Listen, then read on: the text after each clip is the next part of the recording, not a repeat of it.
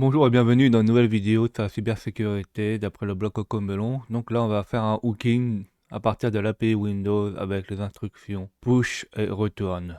Donc bonjour tout le monde, bonjour passionnés de cybersécurité et des hackers. Donc qu'est-ce que l'accrochage ou le hooking des API? Alors le hooking des API c'est une technique par laquelle nous pouvons instrumenter, donc en fait on peut modifier et le comportement et le flux des appels des API. Cette technique est également utilisée par de nombreuses solutions antivirus pour détecter si le code est malveillant ou par exemple les EDR, certains logiciels anti-triche ou sur des malwares. Il y a plein de logiciels qui peuvent utiliser ce genre de choses. La manière la plus simple d'accrocher et d'insérer une instruction de saut, que là c'est que ça avait été fait sur la première partie du hooking de l'API Windows. Donc, soit vous revoyez cette partie du blog, soit vous pouvez revoir l'ancienne vidéo que j'avais fait. Donc, dans cet article, je vais vous montrer une autre technique. Cette méthode comporte 6 octets au total et qui ressemble à ce qui suit. Alors, c'est 6 octets en 32 bits, hein, pas en 64 bits. Donc, on a l'instruction push, donc qui pousse une valeur de 32 bits sur la pile, et l'instruction ret, donc return, l'instruction qui extrait une adresse 32 bits dans la pile, dans le pointeur d'instruction. En fait, ret, il fait plusieurs choses à la fois. En d'autres termes, elle démarre l'exécution à l'adresse qui se trouve en haut de la pile. Donc, on push la valeur et à partir de retN,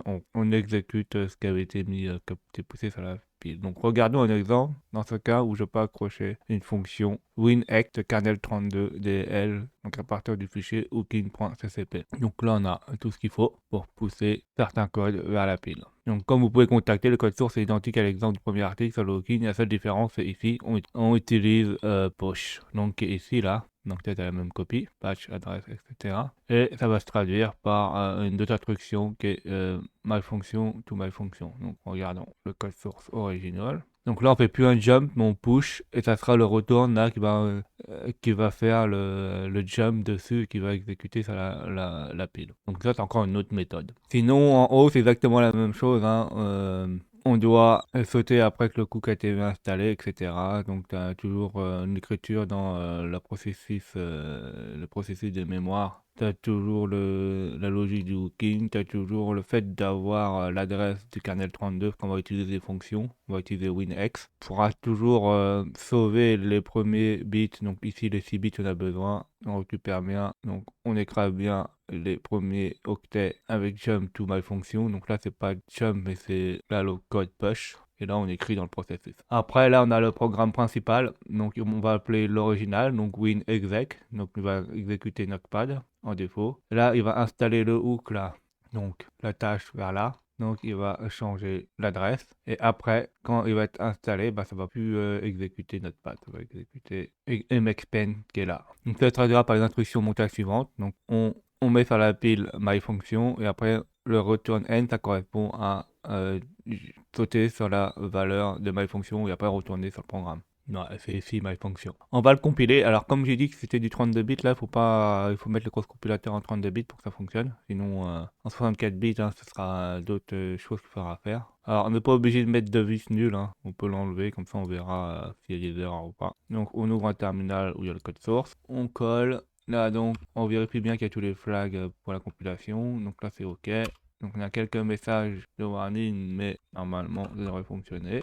On fait ls al on liste et on regarde si on a hooking.x. Donc là, c'est bon. Et il faudra l'exécuter. Donc là, on va essayer d'exécuter 2 fois Notepad. Et normalement, à partir du set mySuperhook, normalement, s'il essaie d'exécuter Notepad, il va exécuter. En fait, l'adresse va être détournée et normalement, il devrait exécuter paint.